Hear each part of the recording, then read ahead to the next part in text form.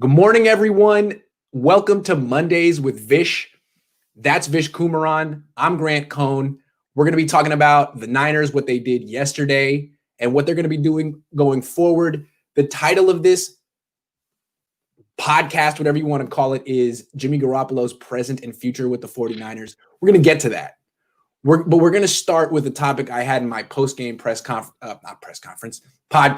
where I was talking about Fred Warner. He's playing at an elite level, and when you get to that level in San Francisco, it's time to start comparing him to Patrick Willis and Navarro Bowman. And I got a little excited last night and said, I think that Fred Warner might be playing at a level that those two never even reached. So, Vish, what do you think of that statement? And let's discuss exactly how good Fred Warner is in comparison to those two. Okay, let's start off by saying that Fred Warner is a superstar. He should be All-Pro this year. There should be no conversation. He has to be an All-Pro. It'll be a crime if he's not an All-Pro, and he should be in the conversation for Defensive Player of the Year. There's no doubt about that. But to put him in the same conversation with Patrick Willis and Navarro Bowman before the season is ended is a little premature. I think that first, let's start off with Patrick Willis. I don't think anybody compares to Patrick Willis. Patrick Willis was the best linebacker in the NFL from day one. He walked into the NFL as a rookie, and he was probably the best linebacker in the NFL. And he probably, when he retired, was probably still the best, if not top three best middle linebacker in the world. I don't think you can say Fred Warner at this point is unanimously the best middle linebacker in the NFL. There's a name I brought up to you on the phone, and Tampa Bay has the best defense in football currently. And there's a guy that hasn't gotten credit for years upon years, and he's been a superstar for years. And he's quietly put together. Hey, real quick. I think your audio's a little off. You might want to try taking out those earbuds and just using the computer audio, because there's a little feedback coming through. There's feedback? There's a little feedback. Yeah. Because I don't want people to be distracted. This is good stuff. And I heard the same thing. So listen. What's that? So let's go computer audio. Yeah, how does that was you sounded like Here, let me bounce you from the thing and come back in. Okay. All right, we're gonna fix this. It's all right. It's a false start. That's no problem. Just come back in and we'll fix it. You guys heard that too, though, right? We had to fix. I can't let that go. It's too important. All right, talk now. Yeah, how does that sound? Perfect. All right. So let's go back to Willis, Bowman, and Warner. Start again. Right. So I kind of lost my place. So let's start again. So what I was basically saying was that I think that Patrick Willis from day one was the best linebacker in the NFL, and by the time he retired, he was maybe the second or third best linebacker, but he was still right there. And there was a period of 4 or 5 years in between where you said who's the best linebacker in football, and there was no conversation. It was Patrick Willis. Yeah. The thing with Fred Warner is that I don't think you can unanimously say that. And who I wanted to mention was that Tampa Bay has the best defense in football, and there's a guy who's quietly put together a borderline Hall of Fame career in Tampa Bay that hasn't gotten credit for years. And I think that he should be talked about, and he's at the very least in the same conversation as Fred Warner, and that's Lavonte David. Lavonte David is a superstar. Lavonte David is a stud, and he's been a stud forever. Yeah. And it's no disrespect to Fred Warner to be in the same conversation as Lavonte David. That means you're really good. With Navarro Bowman, where I take a little bit of umbrage to what you said, is that you said that he's never done what Fred Warner is doing currently. But if you go back to 2013, the year the Niners made the NFC Championship game, there were a lot of defensive starters in and out, whether it was Patrick Willis, right? They had games, 2012, sure. I know Larry Patrick Willis in particular. Right. And then Alden Smith, that's when the downward spiral started for Alden Smith. Right. Alden Smith was in and out. Ray McDonald was in and out. He only started 14 games that season. Justin Smith only started 12 games. And that was not the same secondary, or it wasn't close to being as good as the same secondary, because Carlos Rogers was pretty much not the same player. Terrell Brown, I think Terrell Brown got hurt that season. That was the year Tremaine Brock emerged as the starting outside corner next to Terrell Brown. So it was not, and Deshaun Goldson left and was replaced by rookie Eric Reed. And that defense still carried that football team. And that was because they had a guy who deserved to win Defensive Player of the Year that year, and he didn't win it because of West Coast. East Coast bias. Right. And Kuechly's a great player, but that was Navarro Bowman's Defensive Player of the Year to lose. He should have won it. He was an All-Pro that year, and he was probably the best defensive player in football that year. Now, Fred Warner has looked like that, I think, about 7 games into this season.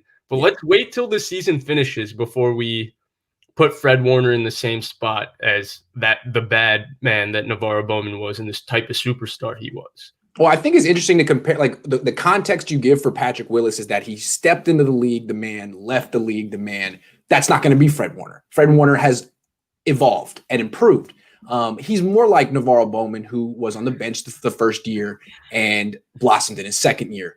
Even Bowman, though, was such a superstar that second year.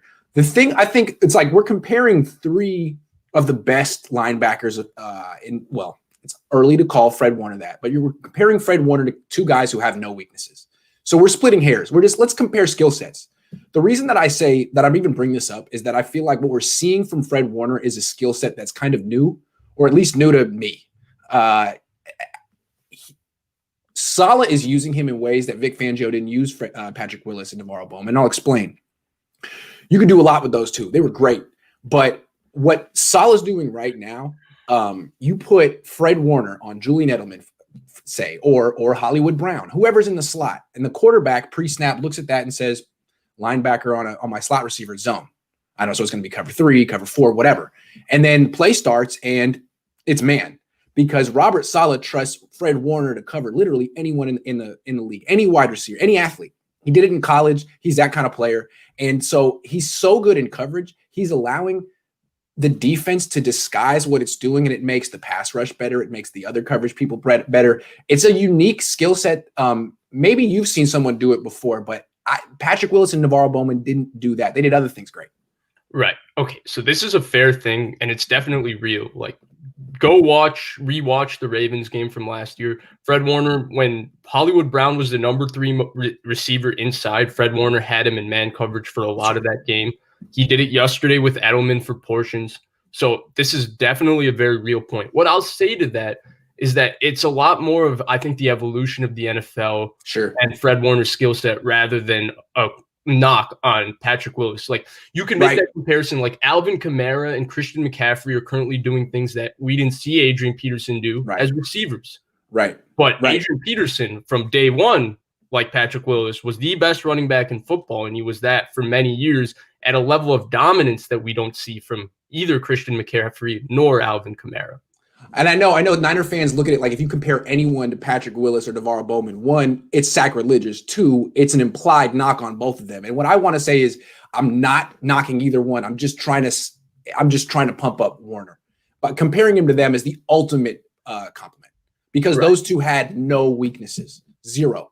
They were the best. And watching them warm up and practice alongside each other was kind of amazing. You'd be like, geez, these are the 2 prototypes in the world for this position practicing side by side. It's amazing. And real quick, one more point. Like, Fred Warner, to me, he does have this role in man coverage, but I think that he's protected in the sense that they do it based on formational looks and where he is on the field. With Patrick Willis, there was a lot more, especially when Vic Fangio first came. They just put him on top of the tight end the way a corner covers wide receiver, and they said, you have him in man coverage, take him. Because they played so much 2-man. They didn't want to put Dante Whitner on that in that matchup because he was 5'10". So Willis, hey, you're on him, buddy. And that's it. That was a tough matchup. Yeah. That's true. That was special to watch. I miss watching Patrick Willis. It's still too bad that he retired. And I still believe that if Jim Harbaugh had kept the job, or they'd given it to Vic Fangio instead of Tom Sula, that Willis would have stayed on the team. But I can't support that. It's just a hunch. Him and Justin Smith. Remember that mass exodus in 2015? Yeah. All right, let's move. Let's give the people what they want. We build this as a Jimmy discussion. This is going to be a 2-part Jimmy discussion. We're going to talk about Jimmy last night now, and we're going to save Jimmy future to the end, because some people don't want to talk about that. Some people want to live in the present, and that's fair, because the Niners have a 2-game win streak, and they might just win next week too. What did you see from Jimmy last night? I gave him a C+. Hey, real quick, before I interrupt, someone in the comments brought up Debo. We got to touch on Debo before we're out today. Okay. All right. Look, I'm writing Debo down. I won't forget it, but we got to give the people what they want right now and talk Jimmy. Okay, so what was Jimmy yesterday? Jimmy was fine. He was 2019 Jimmy, okay? He was 2019 Jimmy to the T. Like, yeah, the first pick was horrible, but it's something that I've just come to expect with Jimmy. There's always one bad pick every other game. It's happened. It happened for like 14 different games last season. You can point to just one horrible pick, and that's what it was yesterday. There were a few good throws. There were a few really good throws. There were a few, what are you doing? Like, how did that come out of your hand that way throws? It was just a normal Jimmy performance. But you know what? We hadn't seen 2019 Jimmy even make an appearance in his short time playing throughout this season. Like, the Rams game was like not even 2019 Jimmy. That was college offense with the quarterback who can't really throw the forward pass. That's what that kind 46 air yards. Right. So that wasn't that. But this game, there was a little more throwing. There was a little bit of protecting Jimmy. It was just like 2019. It was 2019 all over the game. Again, the defense played great, and he did his job. And I was more encouraged that it was a little better than the Rams game. I think that's what encouraged me the most. Hopefully he can keep taking steps forward, but he was just fine yesterday. He was fine. Okay, look, I don't bring you on my show to just argue with you because I invited you. You're my guest. So what I'm going to do is just ask you questions and be like, I gave him a C+, and I'm a little harsher on this performance than you were. So have you considered the fact that you say he looked like 2019 Jimmy? To me, I wouldn't say that yet. There were times that he did. But to me, what made 2019 Jimmy was his third down proficiency. I mean, he led the league in third down conversions through the air. You couldn't take that away from him. And when he went into the playoffs, even Kyle said he's technically the best third down quarterback in the league. Now, he did make the two beautiful throws to Kittle, one on the right early in the game, one on the left late in the game. That's 2019 Jimmy for sure. I mean, 3rd and 8, the quick out, the run. Yes, absolutely. I mean, that's definitely 2019 Jimmy. But you kind of just said, well, the pick is 2019 Jimmy too. That's what he does. What I'm just going to say is that came on third down. And when you look at the totality of his season so far, his third down numbers aren't what they were last year. The completion percentage is down. The yards per attempt are down. The interceptions are up. So I want to see him come back to being gunslinger Jimmy, and not just like in a good and a bad way, but like he really was the most confident third down quarterback I'd seen since Steve Young, and probably you'd seen in your life. Yeah. And I don't see that just yet.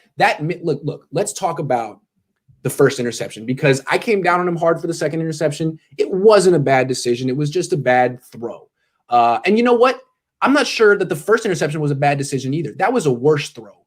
And I still don't understand. Like, it came out of his hand all wrong. Like, so it came out of his hand all wrong, but Romo pointed it out on the broadcast where as he was about to throw the football, a guy flashed in front of Kittle for just a split second. And so he tried to throw the ball up and over and try to fit it in a perfect spot, and it just didn't come off at all. Okay. It was still, if you see the guy flashing, pull it down. Yeah. Pull it down, eat it. Yeah.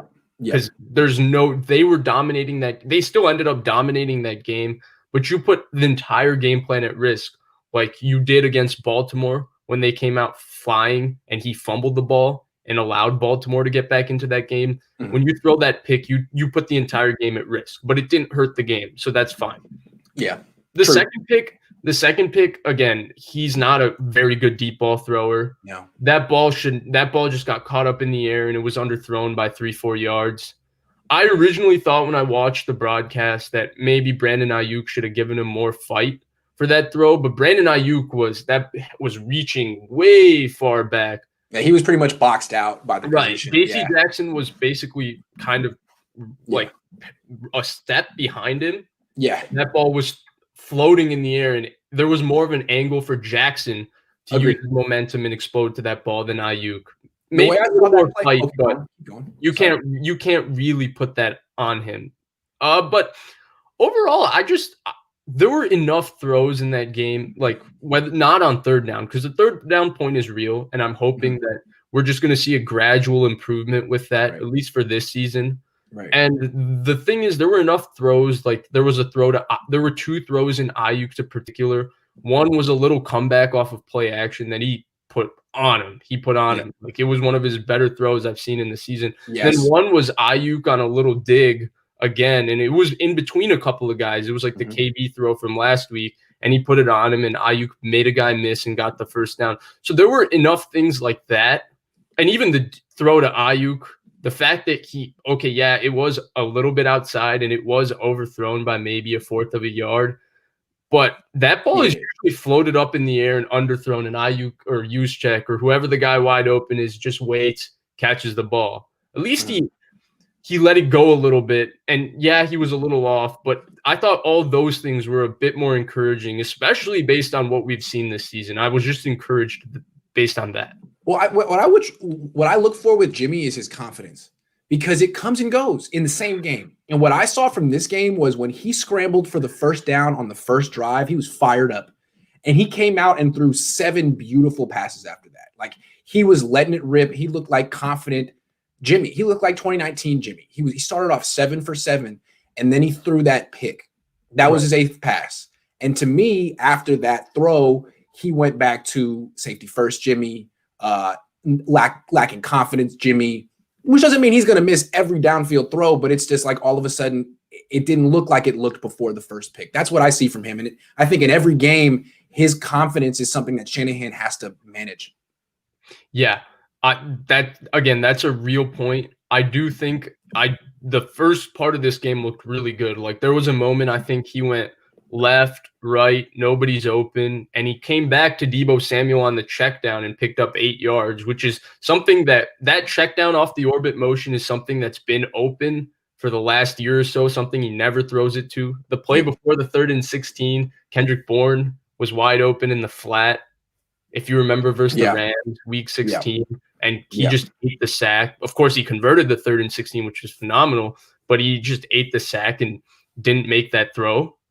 But overall, it's just you're not a fan, so you don't get it. But right. It's so difficult to watch this season thus far, just like the quarterback play in general for the 49ers. I just felt that going to New England, a game that I had very little expectations for, whether it was Jimmy or the team in general, and they went out and proved me wrong, and they were phenomenal, and they played out of their mind. And for him to do a little bit more than what I expected, I'm encouraged for now. It's a begrudged kind of encouragement that's like, okay, maybe there's something to build off of here and move forward, hopefully. That's fair enough. I mean, he went from 46 air yards to 88, so I think so. No, I'm just being a jerk at this point. No, you're right. I mean, look, you can always go like zoom really far into the picture and be like, well, this is a mistake, and that was a mistake, and this was a bad throw. But it's always like Jimmy, you want to zoom out and be like, well, yeah, but he won 33-6. He won in New England. He's now 24-7 or whatever. So these are issues to keep in mind for the future if his career starts to fall apart, but he's not there yet. He's still the guy who wins 3/4 of his games. Because that zoom in comes in because the expectation for this team is Super Bowl. And you have to nitpick. When you're thinking Super Bowl, you got to nitpick at every single thing. Right. And because we're going to talk later, the final topic we're going to get to is this good enough to win the Super Bowl, what we're seeing right now? But I don't want to get there yet. We're going to get into all the hypotheticals and the down the line at the end. I want to stick with the here and now because the Niners are on a 2-game win streak and they look really good. So let's stay positive for a while. Not that the other discussion is going to be negative, but let's stay positive. What do you want to talk about next? I mean, do you want to talk about Shanahan? Yeah, I really do. I want to talk about Shanahan and Saleh. Like, wow, that was fantastic. Yeah. The Niners coaching right now is second to none. First, look, can we discuss the improvement of Kyle Shanahan? Yes, let's do it. The whole thing with this guy, his first 2 years, is he can't win on the East Coast. Look at what he's been doing the last 2 years. Can't lose on the East Coast. No. That's right. Can't win at home. Just kidding. But he can't lose on the East Coast. You're right. To go cross country and do that to a well-coached team, a well-oiled machine. I thought Cam Newton would be a lot better, but he was terrible. Mm-hmm. But, I mean, what both of them did individually was outstanding, how prepared the Niners were, how ready they were to play. And the way Shanahan was able to they did throw a lot of different fronts just from my TV eye in that game. It wasn't like Belichick was just getting totally outcoached. He was trying things. Yes. Those things were just not working. Shanahan had these guys ready to go. I do want to give credit. I think Chronis Grasu at this point after 2 games is a better player than Ben Garland. I really do think. He was a 3rd-round pick. I think that it's kind of a Laken Tomlinson situation for him where he has talent, but he didn't go to a place that worked out for him. I think he has a real home here. Yep. And if Weston Richburg, patella is a really serious injury, I think Chronis Grasu has the opportunity to really be a decent player moving forward for the 49ers. And hold on to that spot probably for the rest of the season. It's not like anything Garland did.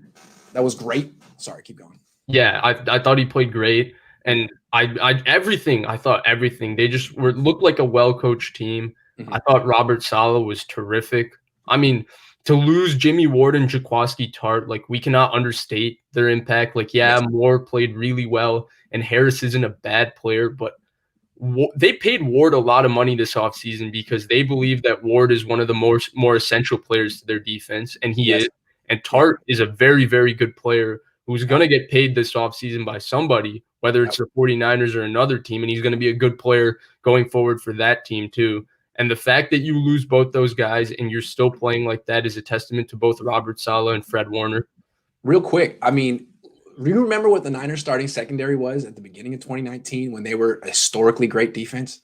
Yeah. Sherman, Witherspoon, Kwan, Jimmy, and Tart. All 5 of those guys were out, and the Niners gave up 6 points. I mean, come on, dude. That's amazing. And the crazy thing is we've been talking corner, secondary, all of these things. They've kind of just lucked into this secondary that might be one of the better secondaries in football when Kwan, Tart, and Ward come back. Yep.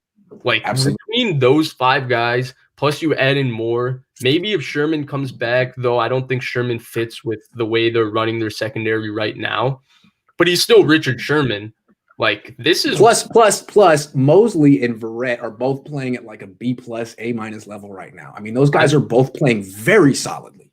I think Mosley is like a B+ corner, and Verrett is an A corner to me. Yeah. That is phenomenal. Yeah. Okay, so we should talk about Sherman in a minute, but keep going. I don't think I've seen this kind of man coverage from a 49ers corner since Carlos Rogers that first year in 2011. Maybe Tremaine Brock had a couple of good seasons in man in between.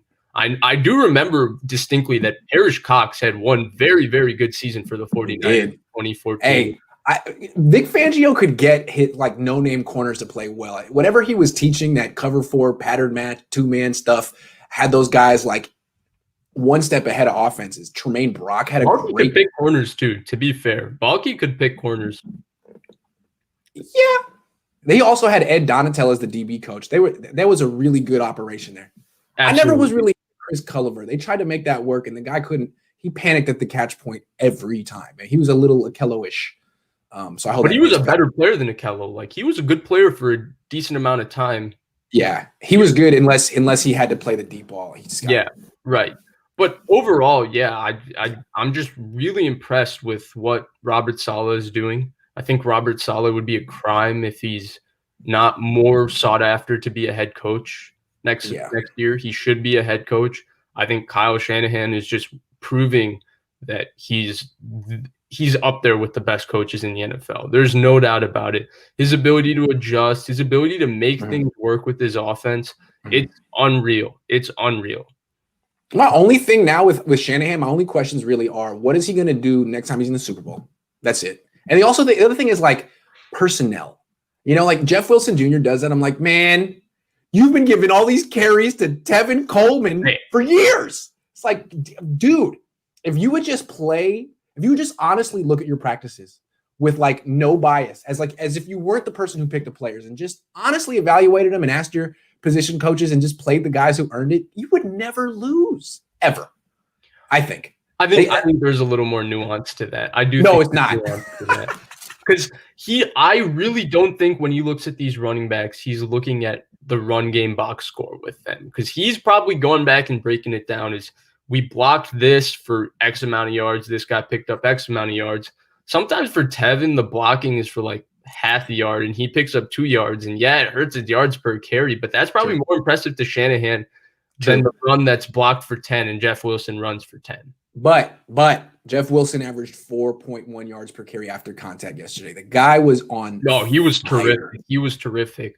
He was so hard. He was throwing his body in there. He set a real physical tone for the game yesterday. But Shanahan, to me, is he's one of a kind, man. And for me, that, again, I don't even have the personnel question as much as you. There's only one thing for him. It's the Super Bowl. He needs to win a Super Bowl. That's the only question for him. That's the only thing that's holding him from not being the. But I think part of the reason he lost that Super Bowl is personnel utilization. Not getting the ball to Mostert early enough, not getting the ball to Kittle late in the game, things like that. I mean, obviously it's bigger than that, but I think it factors in. Sure. It's fair. But overall, yeah, that's the only question. He is as good as anybody, and God willing, please, Jed York, do not mess this up. You've got yourself the future. You've got the guy that everybody in the NFL wants to have for the next 20 years. Do not stay in your seat. Watch the game. Respect Kyle Shanahan. He's working his best, and he's doing a very good job. And so is Robert Saleh. I still can't believe you left after loss number 3. Not even after loss number 3. Anyway. Let's talk about Sherman, because I think fans are starting to wonder. I think the fans are starting to notice how great the defense is playing without him. And it's like, wow, I didn't expect that. And then 2, I think fans are starting to wonder, is he coming back? It's a calf injury. He's supposed to be back already. Calf is close to an Achilles. He's not signed through next year. I think some people are starting to wonder, maybe he'll just healthy up and sign somewhere next year. Do you I mean, it's hard to really speculate, but do you expect him to come back this year? And maybe more relevant, will the Niners defense be better with Richard Sherman? We've talked about this before, but we're getting more evidence. Well, first, it's the situation at his injury has been very vague. The information has been very unclear. I don't know what's going on. I'm not in his body. He's also 30. I think he's 32 or 33. He's an aging player. So there might just be a buildup of soreness there where his body might never, ever feel right the same. Like, it might not be a pinpointed injury, but there might just be soreness from the wear and tear of him playing year after year after year. And Shanahan talked about it last year with Richard Sherman. The guy has played through a lot of different stuff, and he doesn't really complain. He doesn't really talk about it. He's rarely on the injury report. He just plays through it. Mm-hmm. And that type of playing through injury might have just worn his legs out. Hopefully it hasn't. But I do think there's still a role for Richard Sherman to have on this defense. I don't think this defense has been tested mentally yet. And what I mean by that with these guys playing is the game that it could be next week where DK Metcalf has just roasted you guys for 2 different touchdowns. How do you bounce back that next series when you need that stop? I think Richard Sherman's leadership, I think his poise, I think his self-confidence and that kind of thing is something that would be very useful and is still essential to this team at that point. But for now, it's easy to say that, right, Richard Sherman, we probably don't need him. We can, because these guys are playing so well. But there will be moments and there will be games where things aren't going well. And that's where you'll need Richard Sherman, someone who's battle tested, someone who's been there, someone who's done that. Mm-hmm. And we haven't seen this group of players get tested like that yet. It could be next week. Maybe it doesn't happen this season. But I do think there's still a role for Richard Sherman on this team. Well, you made great points. Obviously, a guy who can intercept passes and a guy who has experience, his leadership. We were talking about leadership a couple of weeks ago. It's great to have him sort of waiting in the bullpen. I use baseball metaphors. It's nice to have him waiting and ready to go. You'd rather have him on the team waiting to come off IR than not, right? Because God knows with Jason Verrett, he missed he got hurt for a second last night. He missed a snap, and everyone was thinking the same thing. Here we go. Here he gets hurt. He's hurt again. You can't count on him. So we don't know how long Jason Verrett's going to last. And it's great to have Richard Sherman backing him up. All I want to say is that since Richard Sherman's gone out, the Niners defense has totally changed its identity. It's a different defense. It has different coverages.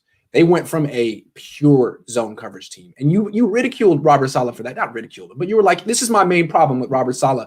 There's only so much you can do if you only call cover 3 and cover 4 all the time, right? Absolutely. So now Richard Sherman's gone, and we see, well, that's not really what Robert Saleh wants to do.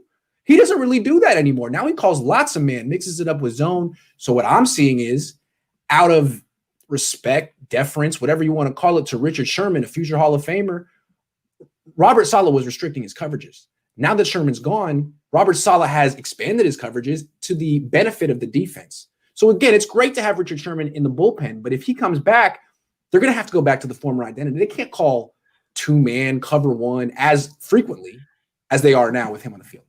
Okay, I don't think it's fair to just put that all on Richard Sherman, because if you remember the first time I came on, our conversation was after the Jets game, and we were talking about the injury to Nick Bosa. At that point, it seemed D Ford wasn't long-term, but now we know it's a long-term.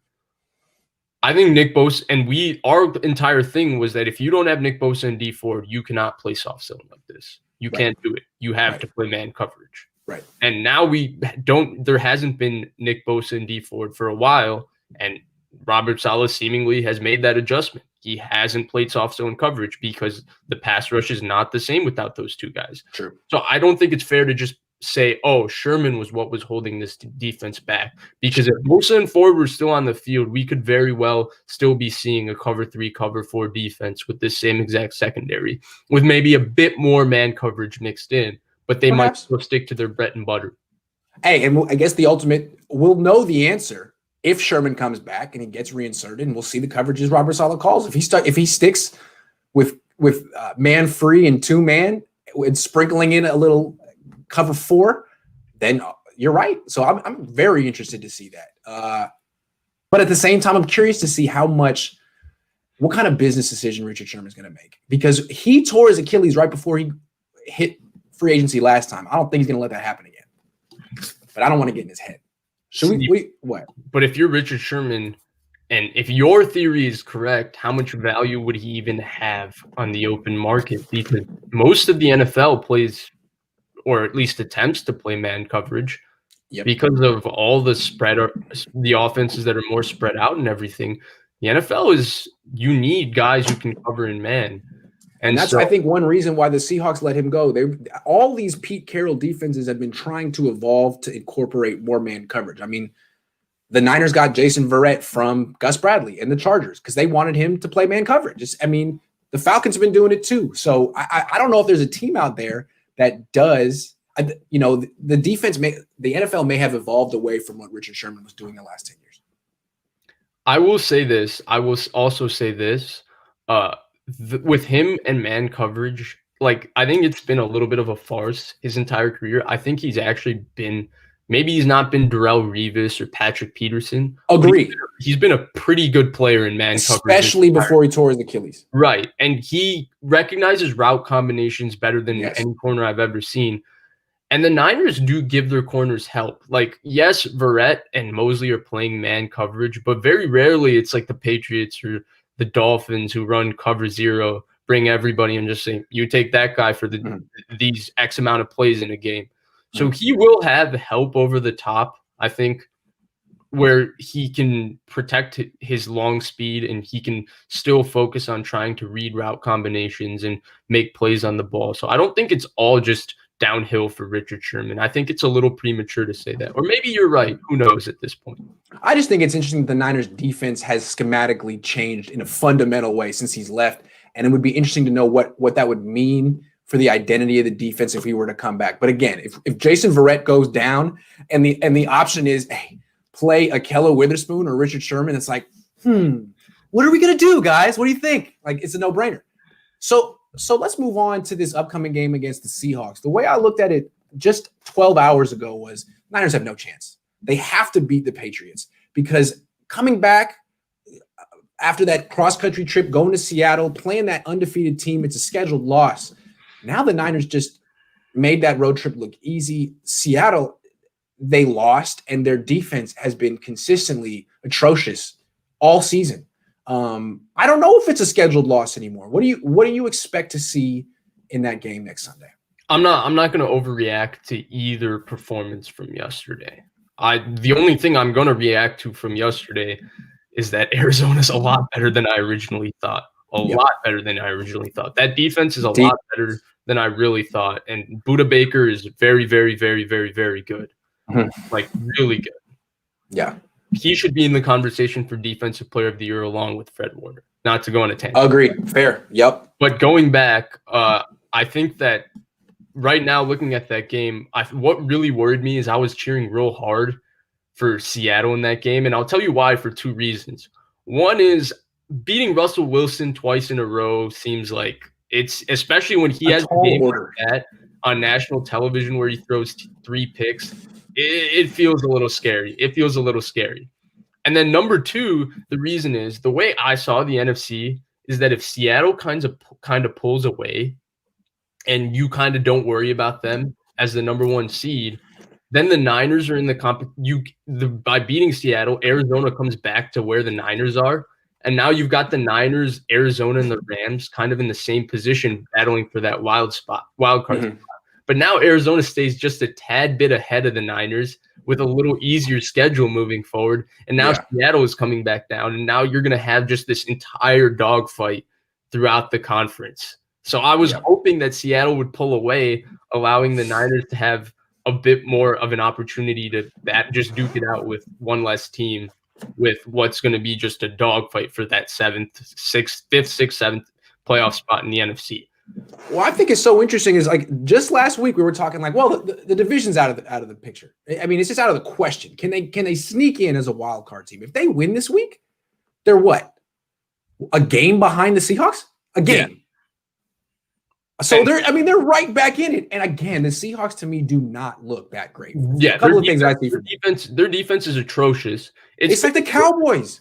Right, but it's been atrocious all year, right? Like, let's not act like this Seattle defense, like last night, was a one-off performance. Nope. It hasn't been a good defense even when Jamal Adams was playing earlier this year.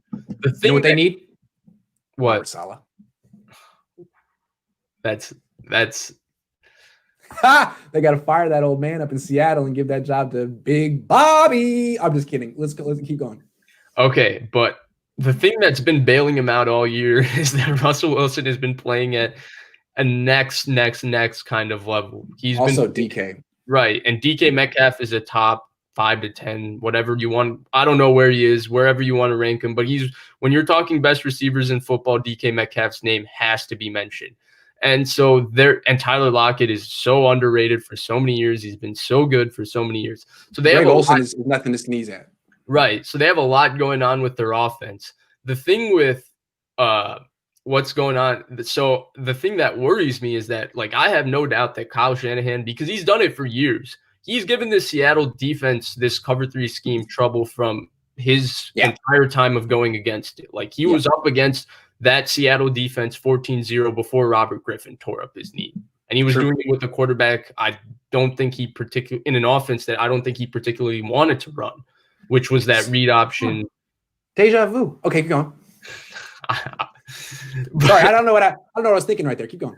But so he's been doing it. He's been giving this defense problems his entire career. He did it with Atlanta, and he'll definitely put up points on their defense. Remember what he did to Atlanta in the play? Remember what he did to Seattle in the playoffs in Atlanta? I feel like he got the Niners job that day. Jed York said, "Oh, you can do that to Pete Carroll? Yes, I want that." Or Jim Harbaugh's never been able to do that. To Chip Kelly and Jim O'Neill. Yeah. Oh, the 40. Yeah, he hung 40 on him. I almost thought he was going to try to hang 40 on Belichick yesterday, but almost like Belichick will hold that against you the rest of his life. You better play this out respectfully and run the ball. I think he respects too much. I think he reveres Belichick rather than wanting to challenge him. Hey, but not to get off topic. Going back to this game. Yeah. So I have no questions at the Niners offense. And I know that the Niners defense has been playing well, but you can play really good defense against Seattle and still get 35 dropped on you because their quarterback is that good. And they have 2 receivers that are really, really, really good. Yeah. So I don't have any doubt that the Niners defense is going to play, like, they're not going to play bad per se. I'm just more worried about Russell Wilson. And that's been the worry when you play Seattle for the last 8 years or so. Because they have that quarterback, they have a chance in every game. And if it's a shootout type thing and he gets the ball last, like, I was shocked that he failed yesterday twice. Reminded me a little bit of when I first saw that he missed the kick, I thought this was like Seattle Niners Monday night and Wilson closed the deal because that defense was gassed, but he didn't yesterday. I'm not betting against him to not close the deal many more times this season.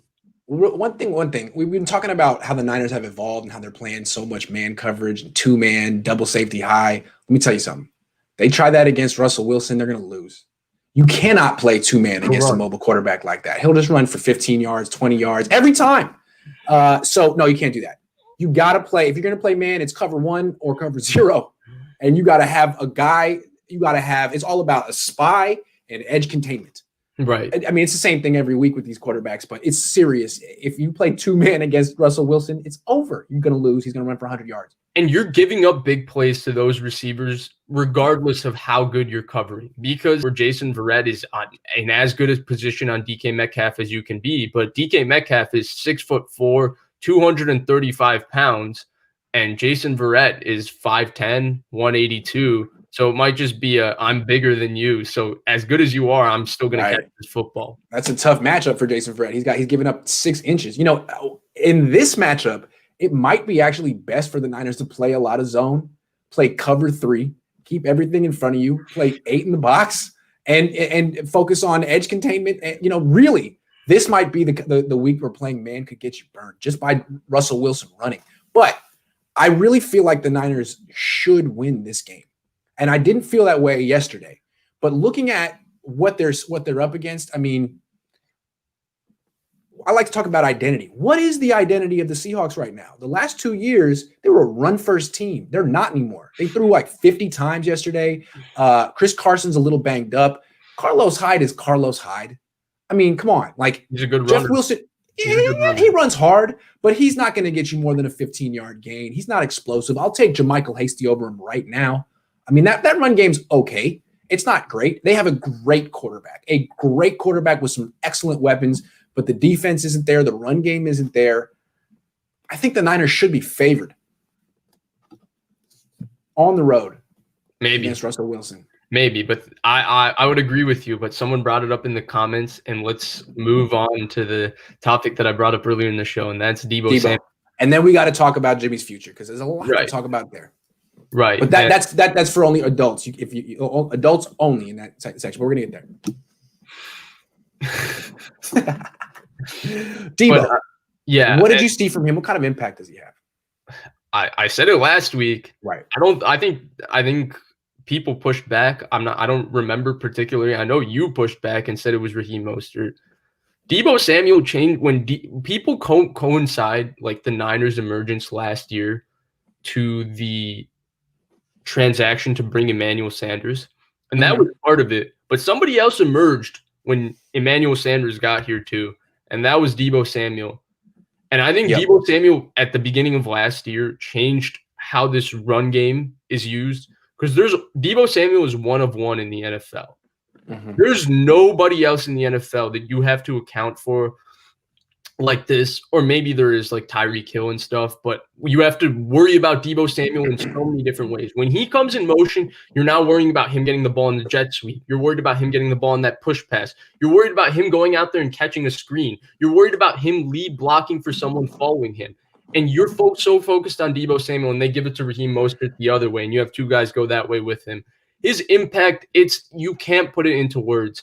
And then you bring into the fact his mentality, the ferocity, the physicality that he plays with, the way he can just get your team going because he plays so hard and he sets a physical tone for your team.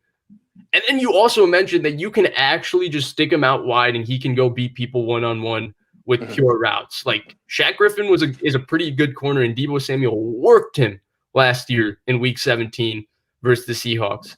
So I think when you look at all of that, like, Ayuk has a similar skill set, but he's not the same player. He's not Deebo. There's nobody in the NFL that's Deebo Samuel.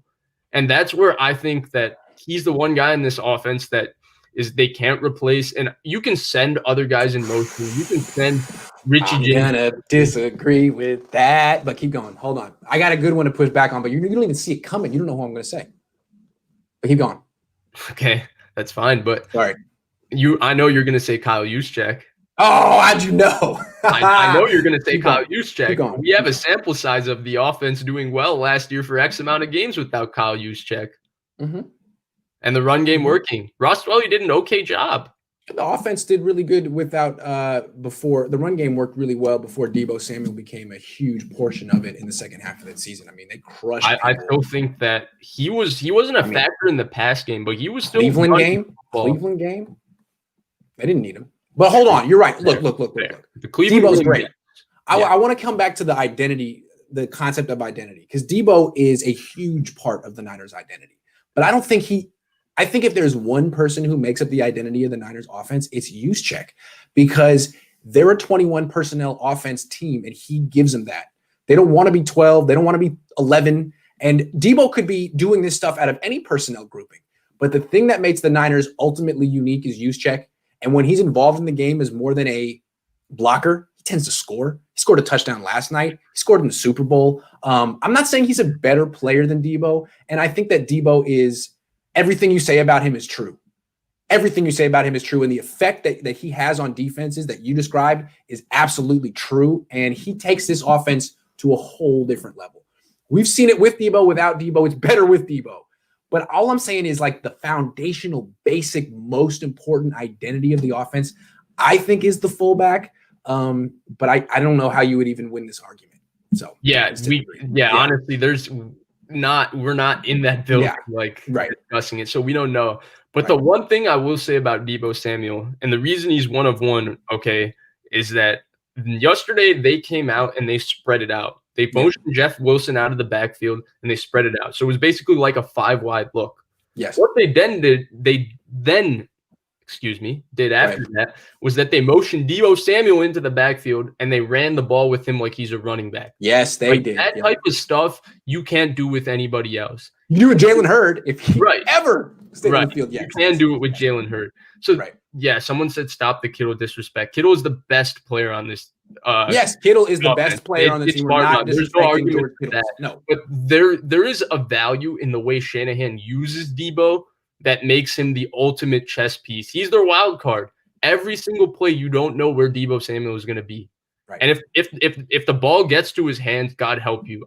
There's very few negative plays with Deebo Samuel. That is true. What I want to sit with Deebo. To me, he's a running back who also plays wide receiver. They list him as a wide receiver. They use him as a running back. He gets the ball on. What's that? Let me ask you this. This is gonna be a little spicy. Do you think he's used like that because that's his only skill set, or do you think they use him like that because of the quarterback? Mostly the second part. But what I want to say is compare his usage. Go to the next gen stats and compare his routes run from last night to Ayuk's. Like, Ayuk's getting down the field. They use him down the field. Deebo is running behind the line of scrimmage almost entirely the entire game. And that's great because he has such a huge impact. But he's basically a running back. They use him to get to the edges in a lot of different ways. And they even line him up at running back sometimes. And he definitely is him or Mostert is the best running back on the team. But I just feel like he's an excellent football player. I don't know if he's a better wide receiver than Brandon Ayuk. He's a better football player than Brandon Ayuk. But I think Ayuk's probably a better wide receiver. Yeah, and that's because Ayuk is also really good. He's proven that in a short time that he's a very special athlete and all of that. And this was actually a conversation we had, I think, before Deebo even came back from injury. Yes. When Ayuk debuted, we had this exact conversation, and I agreed with you across the board. What I will say is that Deebo Samuel has proven, if you go watch him in South Carolina and you've seen him in the NFL, he is a legit wide receiver. Like, you don't know. He is. He is. With him. He absolutely is. Ayuk, but he's still a starting wide receiver in the NFL without doing all these things. I just think he's better as a ball carrier. Agreed. He's even better. Yeah. Agreed. But that's what he adds.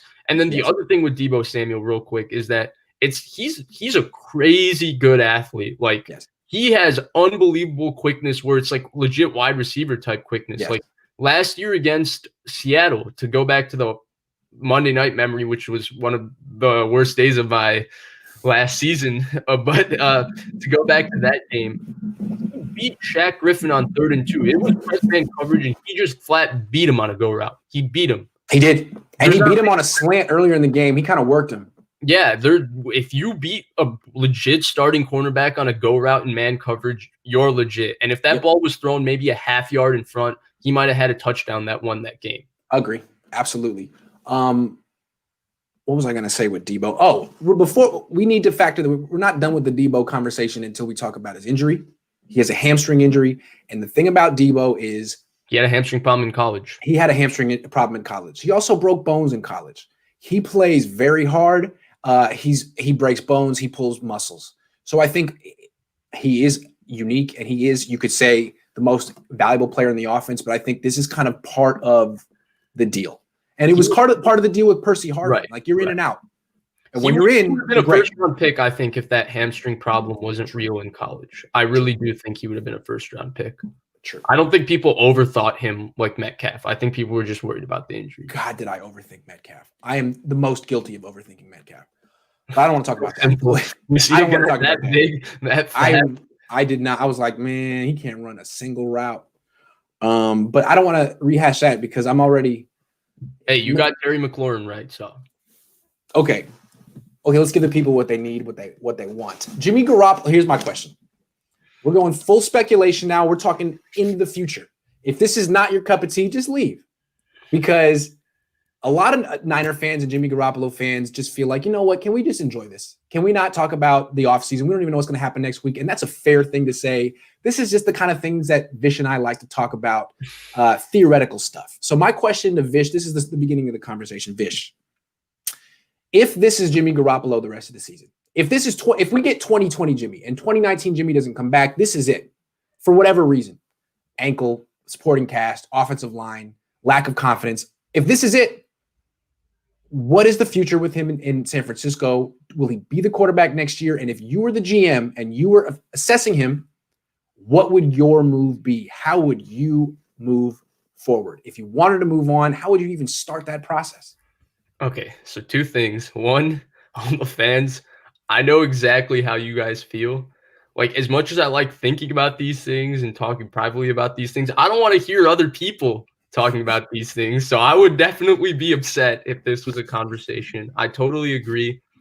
It's not the most fair conversation, and there is still zero grounds or zero evidence that this is going to be the actual conversation. Like, he had 8 games to prove this season, and he could go out and ball, and he could be the quarterback next year. Still has only lost 7 games in his career. Right. But the context here is that Jason LaCanfora, one of the biggest rumor guys in the NFL, came out with a report before the game yesterday saying, don't be surprised if Jimmy Garoppolo is in the Niners quarterback next year. It's like, yeah, bulletin.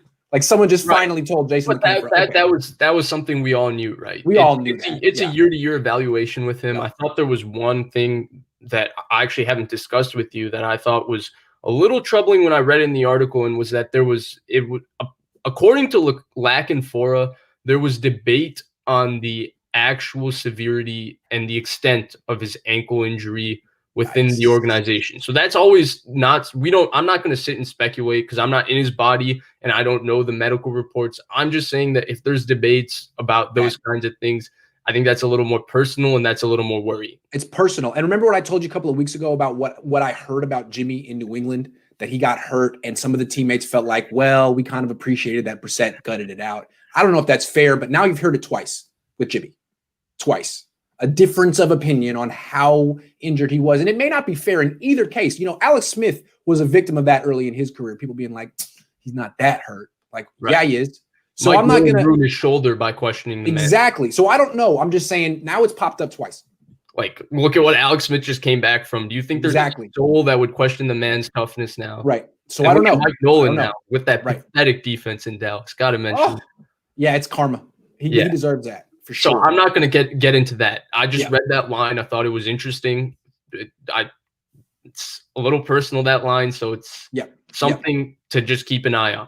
Okay. The other thing that was interesting in that report is how he says how Shanahan felt he doesn't necessarily need to spend $30 million a year at quarterback. That's the other thing that stuck out to me because I feel the same way.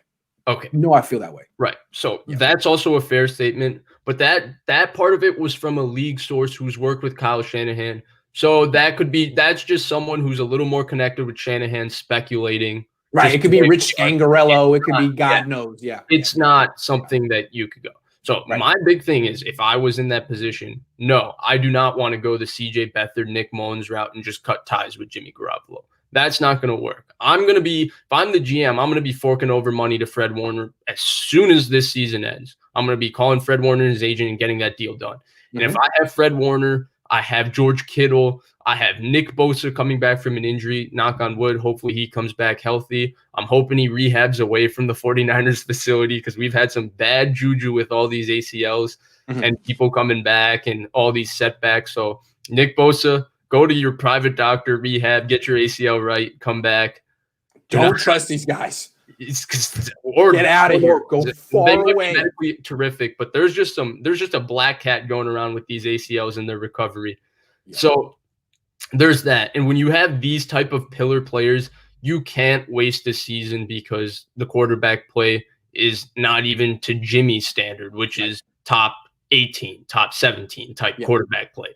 He's currently ranked 20th in QBR, which is not good enough. Yeah. Right. I think are you talking about passer rating? QBR. Like ESPN QBR stat? Yeah. Is he 20th?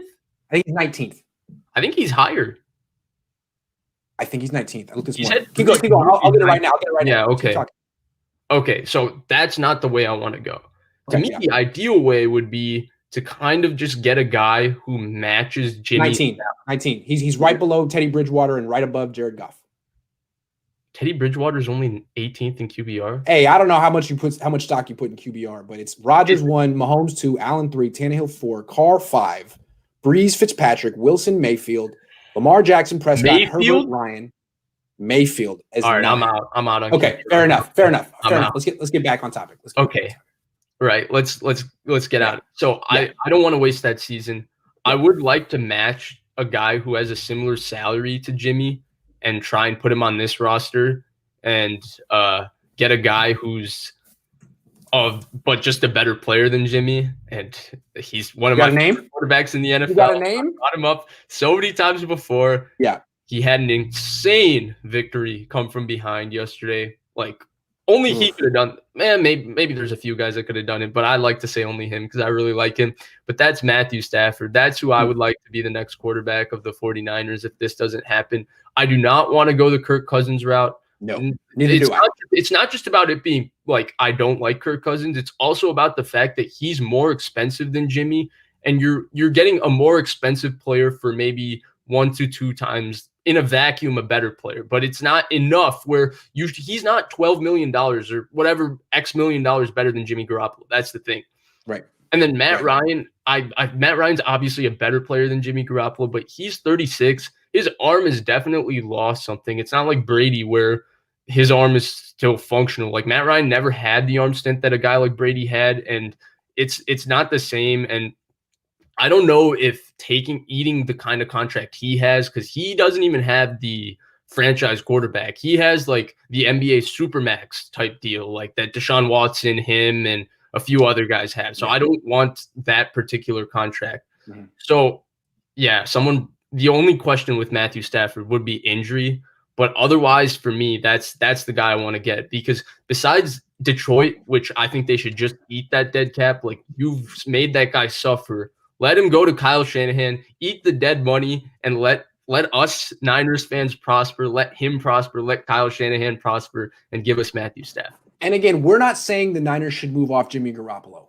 We're doing the kind of theoretical conversation that John Lynch does. You have to think 8 moves ahead and what you would do. We're trying to think like general managers now because we're that smart, and we're going to be general managers one day. So look, I'm going to disagree with you, and I'm going to give my reasons. I love Matthew Stafford. I think he would be more worth the money than Jimmy Garoppolo, but I have a difference of opinion on the philosophy of adding quarterbacks. And I'm looking at Matthew Stafford right here. Even though he's more worth the money, in my opinion, than Jimmy Garoppolo, his cap number in 2021 is $33 million. And if the cap comes down to 175, I could be wrong. I think he would be about 17% of the cap. I believe that no player in the league should get more than 13%. So I'm going to stick to my philosophy and say, what's that? Am I wrong? I think there's no.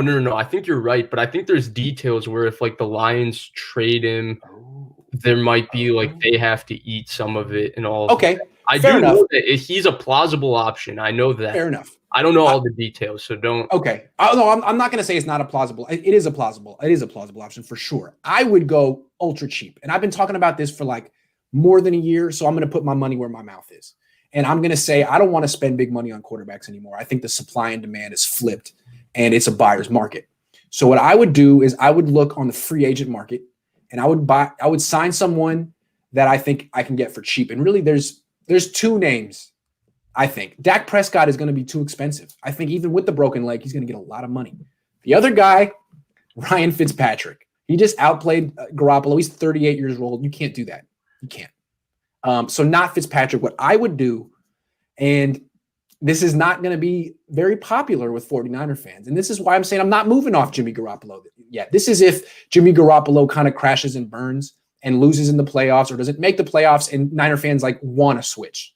I wouldn't go get a real expensive player. I would sign Jameis Winston, former number 1 pick, taking a year off right now to study behind Drew Brees and Sean Payton. He can throw pop passes, shovel passes, screen passes. And when it's time to throw down the field, he can do that too. And he can also commit turnovers like young James. But the thing is not to turn the team over to Jameis Winston. You have a vet who started games and has talent that you give a 1-year deal for $1 million. And then you trade Jimmy Garoppolo for first, if you can, trade him to New England, wherever. Now you have 2 first-round picks. Now you can maneuver and you can make sure you get Zach Wilson from BYU.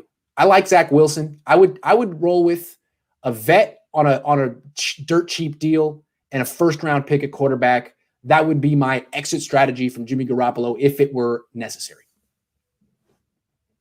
What do you guys think? Am I fired? Or do I not get to be the general manager of the team? Okay. So Jameis Winston is very, very talented. Nobody's been able to get whatever out of that talent yet. Nope. I do think there's problems with Jameis Winston's personality that need to be touched on, but that's a topic for another day. True. The issue I have with this entire strategy is that you're going to become a top-heavy team. That's what's going to happen because you trade all your assets to go get the quarterback, and then you have Jameis Winston, and you're going to pay Fred Warner, you're going to pay Trent Williams, you're going to pay Nick Bosa's contract will be soon, and that'll probably happen early, and you have George Kittle, and now you lose the depth that you have a roster. And it's not like you're a team that drafts particularly well. You're like Kansas City, where they seem to hit every other pick. Every other pick, they seem to nail it. So that's that. I don't think that that's a very plausible long-term future type plan. The ideal thing with Winston is that you just had that quarterback fall to you. But then I do have questions about whether this system can be grasped and learned by a rookie quarterback, especially the way Kyle wants to run it. If a rookie quarterback can grasp it and be ready for instant success, like a Patrick Mahomes, like a Deshaun Watson, because their instant success was more take what they did in college, mix it with what they do, what you want to do in the NFL, and give them stuff similar, and also don't put any leash on them. Hey, well, Shanahan has shown that he would do that. He did that for Robert Griffin. He did that to an extent for Robert Griffin in 2012 and for Jimmy. But it was still a structured offense, right? It was True. read option. All right, Robert, we're gonna go play action. Look exactly at that guy. If he goes left, you throw it to this guy. If he goes right, you throw it to that guy. Right. True. That was what they tried doing for Kaepernick, and it's shown that the running quarterback thing, like with Kyler Murray and Lamar Jackson, these new read option quarterbacks, they don't do that thing. They actually stand in the pocket and they do go through progressions and they do understand defenses and they do understand where to go with the football. They're not like what was going on with Robert Griffin. Yeah. So that's real. And so that's where I think the veteran quarterback is plausible. And then the other thing is, we brought this up before.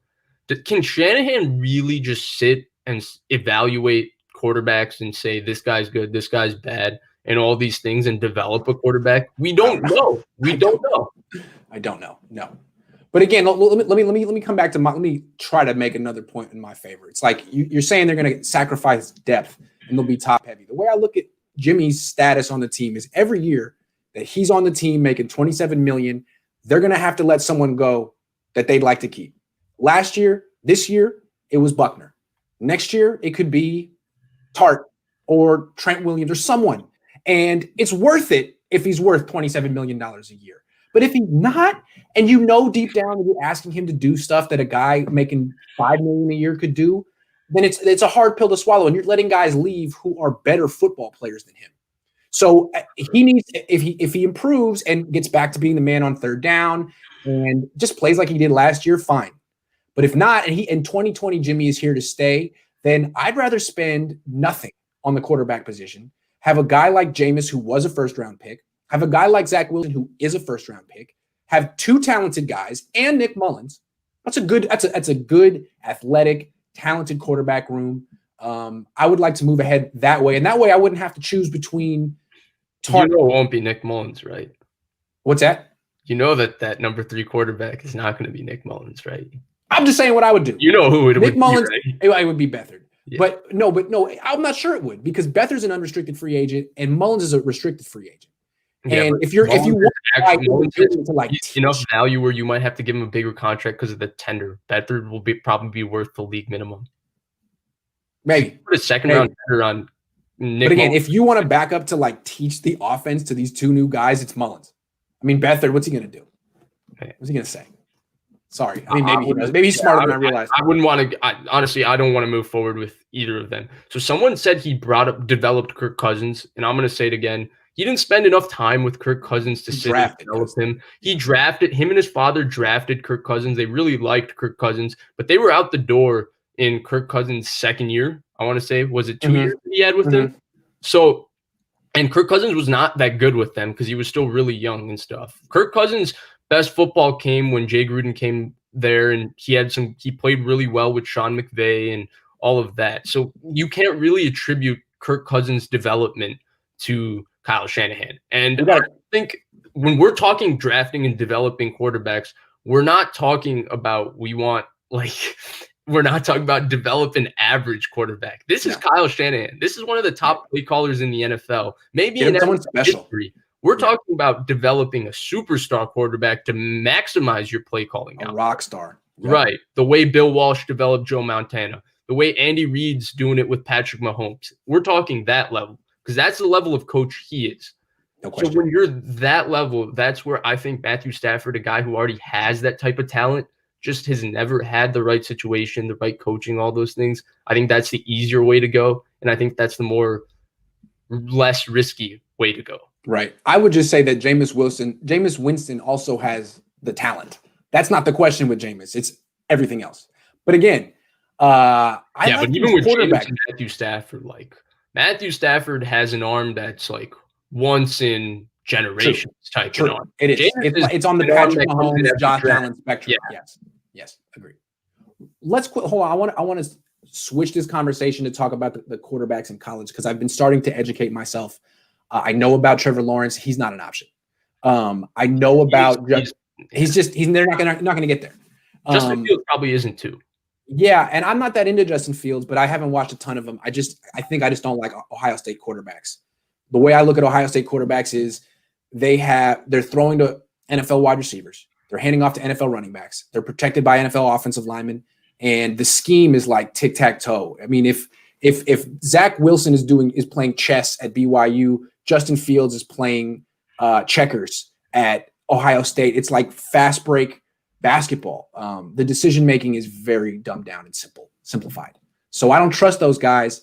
Although he's a good athlete. Trey Lance, everyone likes him from North Dakota State. The dude's played like 13 games in college and shut himself down. I like the guy in BYU. If you put him up against Trey Lance, at least this guy has 3 seasons of a track record. His skill set's good. He's got a strong arm. He's accurate. He can move. I don't know how high he's going to go in the draft, but that's the guy I'm interested in. If you see those traits, like he's going to go in the top 10 picks. Like that's what I'm thinking, right? He's going to go in the top 10. Or in 2018, which was the historic quarterback class, when it turned out that none of the prospects were as good as 2019, 2017, or 2020. Right. But they all went in the top 10. So, right. And then Lamar Jackson, I think a lot of Lamar Jackson's fall had to do with the fact that his mom was his manager, and he allegedly didn't interview well in the process, and he didn't seem prepared because people, and then the NFL is so traditional. They probably thought he was a little unprofessional because he didn't have a legit manager and it was his mom and he did things his own way. But whatever, the guy ended up as a great player in the right situation. So that's why I think he fell. I just don't think that that type of guy is going to fall to where the Niners are likely going to be picking. Because Jimmy or not, they have two coaches that are going to ensure that they win between 8 and 10 games at the minimum. So, yeah. I mean, if you compare him to Josh Allen coming out of college, they both played at small schools. They both played questionable competition. Zach, what's his name? Zach Wilson is more accurate. But one guy might be the biggest freak to come out in the draft since Cam Newton. Josh Allen. That big, that fast, that big of an arm. That inaccurate. Yeah. Yes. Hey, you take inaccuracies when the guy can run like that. I would rather have a guy who can run and be accurate, which is like Cam is cool. Kyler Murray, he's going 1. Deshaun Watson, who somehow fell to 12. Never made sense to me. We got to wrap this up because I have to start publishing things for Sports Illustrated. We don't have time to take questions today, but we got one that I think is fair because we've been talking about unrestricted, restricted. What is the difference between restricted and unrestricted free agents? Do you want to do it or should I say it? You could say it. You can go ahead. Okay. I mean, yeah. So basically, the Niners can keep the restricted free agents if they want them. You put a tender on them and say it could be a first-round tender, a second-round tender, or a late-round tender, and they're all worth different things. So if the Niners put a second-round tender on Nick Mullins, it's worth about $3.5 million. So that means a team would have to offer him that much money and give the Niners their second-round pick if they were to sign Nick Mullins. So most teams don't sign restricted free agents unless it's, George Kittle or Ezekiel Elliott, a superstar. If you put a second round tender, a first round tender on one of your restricted free agents, chances are you keep him, right? Probably. You got leverage, right? Unrestricted free agent, all you can do is tag him if you want to. Give him the franchise tag, right? And if he's George Kittle, you won't let him hit unrestricted free agency. Exactly. Hey, real quick, you want to take one more? Sure. I gave you $5 to add. Okay, hold on. It's Sean Shepard. Oh, Sean, I love Sean. Okay. All right, here we go. All right. Sean, my man. How many winning seasons has Matthew Stafford had? Look, I would say that that's a lot to do with the organization that he's a part of. How many winning seasons have the Detroit Lions had? Yeah, right. How many seasons has he had competent coaching? Like Jim Caldwell was pretty good, but how many seasons has he played with an offensive play caller that best utilizes his skill set? Like Darrell Bevell was run out of Seattle. Zero times. Zero times. Right. He was run out of never Seattle. had a run game. Jim Bob Cooter. Anybody want Jim Bob Cooter? He was there for a while. Right. And okay, yeah, he's had decent weapons, but having Calvin Johnson and Matthew Stafford is not enough to make the playoffs. The guy literally makes things happen. Like the reason the Detroit Lions, when he plays a full season, which I know he's had injury issues, the reason that they're always between that 6 to 8, 10 win range and they're kind of choking right before the playoffs and stuff is because they have Matthew Stafford. There's no other reason. And They'd be awful without him. And they have no run game. He has to do everything on his own. Right. And they've never had an elite offensive line. So when we're talking physical talent with Matthew Stafford and you just isolate skill sets, like that amount of physical talent, it's as good as Mahomes, Rodgers, any of them. Look what Shanahan did with Matt Ryan. Now compare that physical skill set to Matthew Stafford's. There's no comparison. Right. There's and no it's comparison. Matthew Stafford is stupid. He's not maybe as smart as Matt Ryan, but he's also very intelligent. He seems to understand the game. He seems to do a good job. Maybe the decision-making can be iffy here and there, but I would argue that a lot of that has to do with the fact that he knows he has to make ridiculous throws every game for them to even have a chance. Also, Jimmy's decision-making is an issue. Right. So, it's not like he's going to be worse. Oh, yeah. He's going to be way better. Like, there's throws that he can make that very few quarterbacks can make, and that makes it a lot easier for a guy like Shanahan. Because if Matthew Stafford, if you make it clear for him that this guy's going to be open, he sees it, he's ripping it. No, the only question I have with Matt Stafford, his fit on the Niners, is price tag. That's it. I love his fit. I love his skill set. I can totally picture what he would do on this offense with Kyle Shanahan. It'd be disgusting. But again, I'm not in favor of spending exorbitant amounts of money on quarterbacks. Once you bring that guy in, you're spending 17% on him, then you lose guys you want to keep.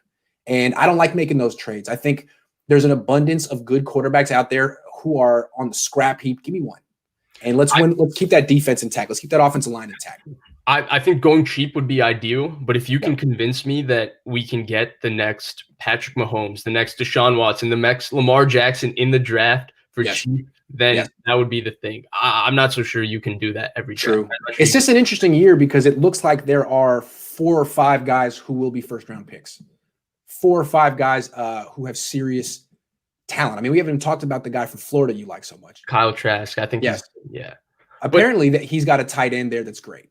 That guy is something else. I was talking to a coach. And I was like, "What do you think of that quarterback from Florida?" He's like, "You mean the tight end?" I was like, "No, the quarterback." He's like, "No, you mean the tight end. You mean the tight end." The quarterback he's a solid player. He's a big guy. He's good. Yeah. But the tight end is future NFL superstar. Hey, one more real quick thing though with the quarterback. I feel like they're coming out like that every year now, and they're coming out like that every year. And a few of them are good, a few of them are bad. But I really think it's going to be a down year this year for quarterbacks because right now, when you look back at the most recent 2020 first round, Joe Burrow and Justin Herbert are already playing like top 15, 16 quarterbacks, and they didn't have an offseason. They had all of this stuff going on. They're totally new to this NFL thing, and it was so different for both of them, and they're playing like that. And not to mention, a lot of experts thought Tua was the best player out of all 3, and he's yet to play a snap. Now, I disagree with them. I really do. I don't think he's as good as Burrow or Herbert. But they know they are the experts. I'm just a guy who's doing 4 different NFL wide receivers he was throwing to. Yeah. And 3 different NFL. No. Right. But anyway, the point is when I'm a guy who doesn't believe that. I just don't think that you can have a trend like that. So I'm a little superstitious that way, where when I see the 3 from last year doing great or 2 from last year doing like that, I just think that the next year is going to be the kind of down year where guys better be careful. That's what I'm saying. The Niners, I think Kyle Shanahan probably like fantasizes about getting a new quarterback because of course he wants to have his Steve Young, his John Elway, like his dad did. I mean, who wouldn't want to coach a great quarterback like that? And Jimmy isn't that yet, but if you get rid of him, you better know what you got coming in because you lost a lot of games without that kid. Oh, yeah, I agree with that. But I also don't want to hear I want my Steve Young, I want my John Elway. You had your chance to get your guys in 2017, and then last year, the greatest quarterback ever, who's maybe only going to be this for 1 more year, maybe 2 more years, who knows? But he's still got a better arm than Jimmy right now.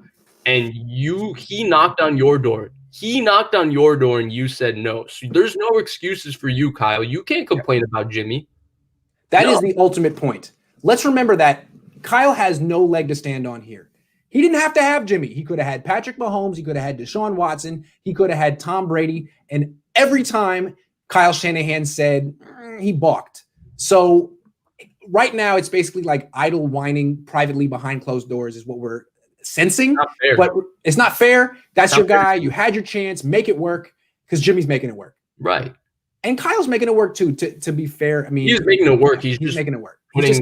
There's just seems to be a negative Jimmy report every other week to go with making it work. So like Kyle, everyone knows that Jimmy's struggling and you're doing a great job. We know it's all you, buddy, but stick with Jimmy because you don't know what could happen without him. I mean, do you really trust Zach Wilson? How much do you know Zach Wilson? How much do you know Zach Wilson? You don't. You know, like guy's playing at BYU. He's going to come in next year and tear it up. Maybe not. Or Jameis Winston. Sometimes it takes years too. Like Steve Young didn't work in Tampa, so who knows? That's right. All right, that's been hour 20. You got another question you want to answer? No, I'm good. I got class in about 8 minutes. All right, nice. Which class you got tonight? Yeah. Which class you got? It's a CS. It's a programming class that's based on We first did declarative programming, then we did functional programming, and now we're doing SQL, which is like database programming. So we're gonna be easy stuff. Stuff. Yeah. No, nothing. All right. Well, look, thanks for coming on. Ooh, you want to touch on that real quick because you got 8 minutes. Yeah, sure. Versus Jimmy. No, I wouldn't trade Jimmy Ward. I was getting upset with Grant a little bit. I called him after his post game. I said, Grant, you went too far. He's talking about Tarvarius Moore's hits Like, did we not see Jimmy Ward versus the Rams? No, the only reason I was saying that I was praising Tarvarius Moore is that's supposed to be his weakness. We know that's Jimmy's strength. We know that's Jimmy's strength. A hell of a hitter. Hitter. And it's Tarvarius Moore is a stud. I still don't think he's a better player than Jimmy Ward. I think they're both studs. I think the Niners need to find a way to play all three, Jaquiski Tartt, Jimmy Ward, and Tarvarius Moore, and put them on the field at the same time, because they're three of the best athletes on the defense, and they can do so many different things, and they could take this defense to a totally different level because of the number of things you can do with them.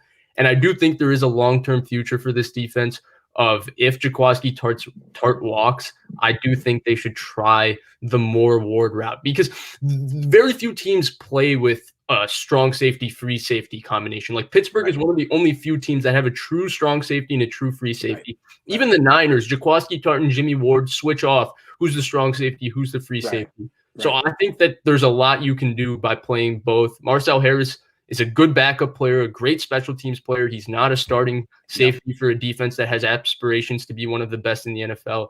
Tarvarius Moore does. I do think there's a future with both of them. Love it. Agree. Thanks for bringing me back down to earth. Jimmy Ward, if you're watching, I'm sorry. You're still a good player. I got excited last night, and Vish is here to put me in my place. Guys, thanks for watching. Vish will be back next week. And if you notice, if you're a real Vish fan, like if you've been down with Vish since day one, you notice that he's starting to be on other shows, starting to branch out a little bit. Watch out for that. I still know where the home is. This is no, I'm telling you, man, Vish is going to be. His parents can't, they don't want to know it. They don't want to think about it. They're thinking he's going to be the greatest computer programmer, and he could be, but he's got a calling and he's taken off like a superstar. You better follow him on Twitter. You better follow him on YouTube. Thanks for watching. We'll be back next week. Hey, thank you guys.